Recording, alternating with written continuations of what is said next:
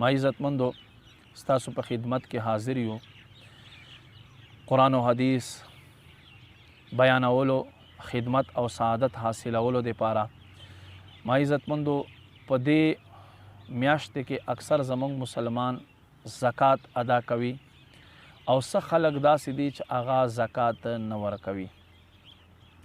دا کلیپ زما خصوصا هغوی خلکو دپاره دی چې کوم خلک زکات نه ورکوي.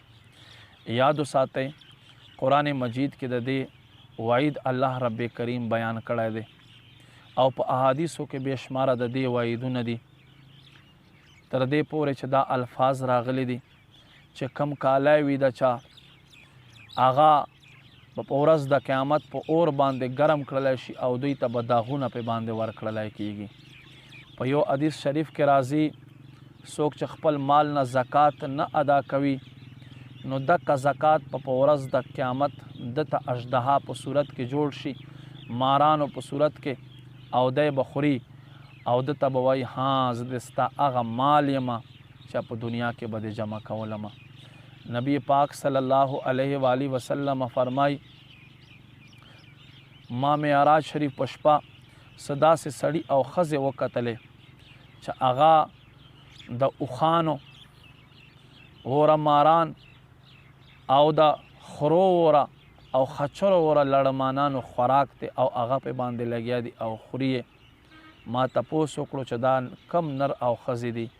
ما ته وویلی شو ای د مدینې جانان صلی الله علیه و آله وسلم دا د ستا امت هغه خلک دي چې الله دوی ته په دنیا کې مال ورکړی او له خپل مال نه بیا زکات نه ادا کولو.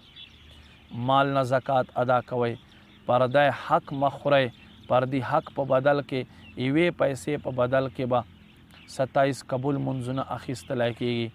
داسې څوک چې له چا نه نبي پاک صلی الله علیه و آله وسلم فرمایي د اولیشتې برابر ځمکه قبضه ولې نه کي نو فرمایي دا اوو ځمکو پورې چې څومره وزن جوړیږي دا په ورځ د محشر د ده په اوږو باندې ایښودلی کېږي.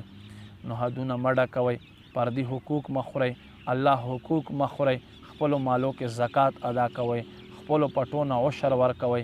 الله رب کریم دې مونږ ته عمل توفیق نصیب کړي. آمین بجاه نبی الامین صلی الله علیه و آله وسلم.